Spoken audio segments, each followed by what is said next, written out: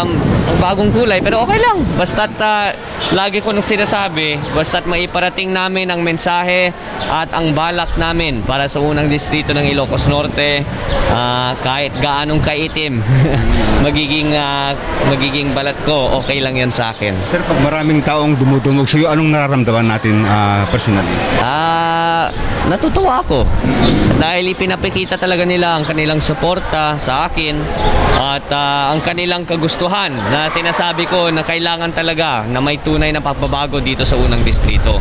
At yan ang pinaglalaban ko ngayon at yan ang gusto kong gawin kapag ako ay bigyan ng pagkakataon.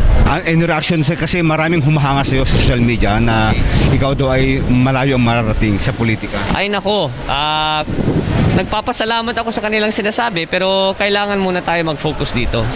Kailangan muna ako manalo bilang congressman bago tayo pag-iisipan ng mga iba't ibang posisyon.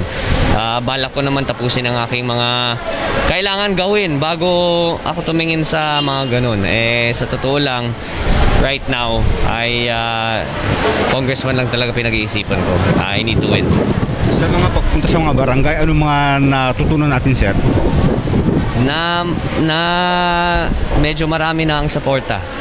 Medyo marami na ang suporta at ako po ay talagang nagpapasalamat talaga sa kanila kapag kami nag-house-to-house, ang daming lumalabas so medyo masaya din. Medyo masaya din ang aming pag-iikot. Like I said, yung house-to-house, pinapaborito ko talaga yung parte ng kampanya. At doon mo nakikita kung ang pulso ng tao. Sir, ano yung mga pangunahing problema na nakita natin sa mga barangay? Katulad sa sinabi ko, may mga iba't iba akong plataforma na ginagawa. Hindi naman per barangay, kundi sa distrito, unang-una nakita ko na actually nadismaya ako ng konti dahil lalo na sa Pasukin, pero sa iba't ibang bayan ang daming covered court na hindi natapos, na kailangan talaga tapusin.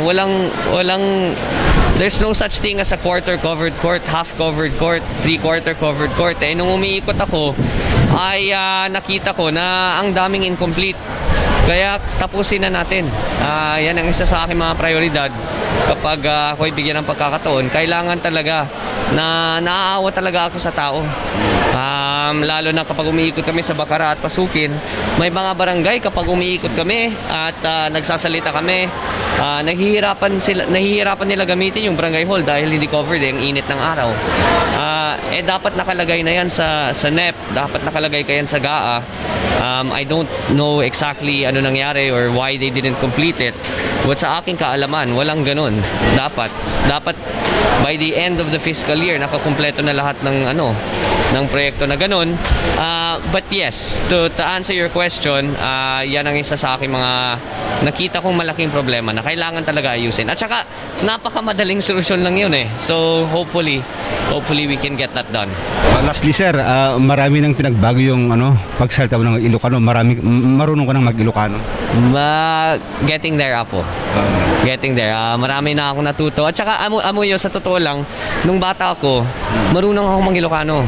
At ngayon na bumalik na ako, ay bumabalik din yung naalala ko nung bata ako. Kaya hopefully, tuloy-tuloy ang aking improvement sa Ilocano. Medyo